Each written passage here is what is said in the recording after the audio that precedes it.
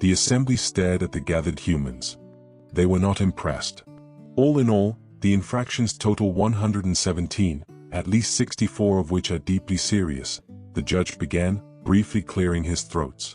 You've shown an utter disregard for galactic policy.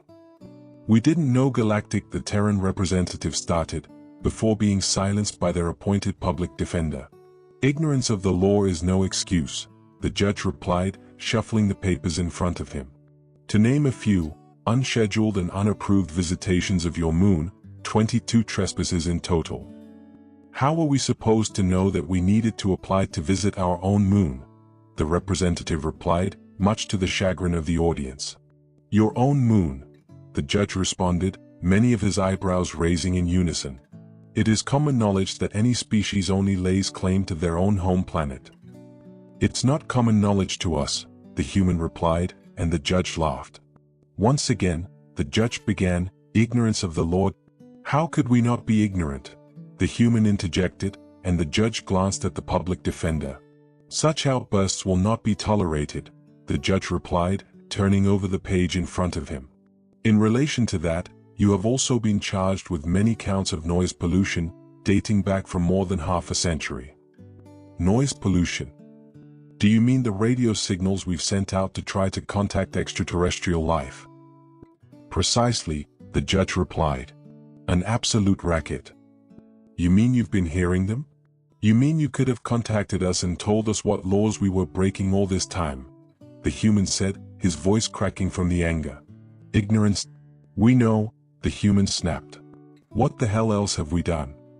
Unsanctioned orbits, interstellar pornographic littering, even many counts of clear alien face, the judge replied, as many in the audience seemed severely offended. Alien face? The human asked. Oh yes. Countless culturally insensitive depictions of aliens in various media, akin to your home planet's version of blackface, the judge said, his voice dripping in disdain. Although I no doubt expect such depictions from such savages. The human, apparently defeated, let out a long sigh. So what now? What happens to us? The human asked, as their public defender looked around awkwardly. For the sheer number of infractions, firstly, your planet will be impounded, the judge began. Of course, the human replied.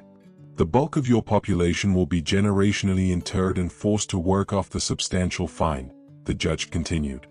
No doubt, the human said. And finally, the appointed leader of the humans, namely, you, will be in charge of the paperwork, the judge said with smirks. And I think you'll find there is a lot of paperwork. The human looked at his brethren for a few seconds. So just to confirm, he said, gazing up at the judge, your decision is final? We can't just shake hands or tentacles or whatever and just say we're good, and now that we know what's up we'll play nice hereafter. We follow the law in this galaxy, the judge replied haughtily. There's no place for you lawless, primitive heathens. The human smiled. Fair enough, he said, tapping his ear. Breaching charges suddenly flung bits of door and debris throughout the courtroom, causing terrestrials of all species to jump to the floor.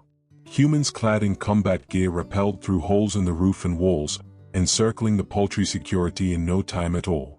The judge slammed his hammer onto the block again and again throughout the chaos, but to no avail. What is this? The judge shouted over the noise. Is this a sneak attack?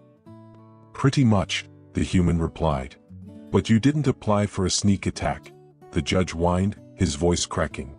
Well, the human started, a wide grin forming on his face, ignorance of the— Oh feck off, the judge replied in defeat.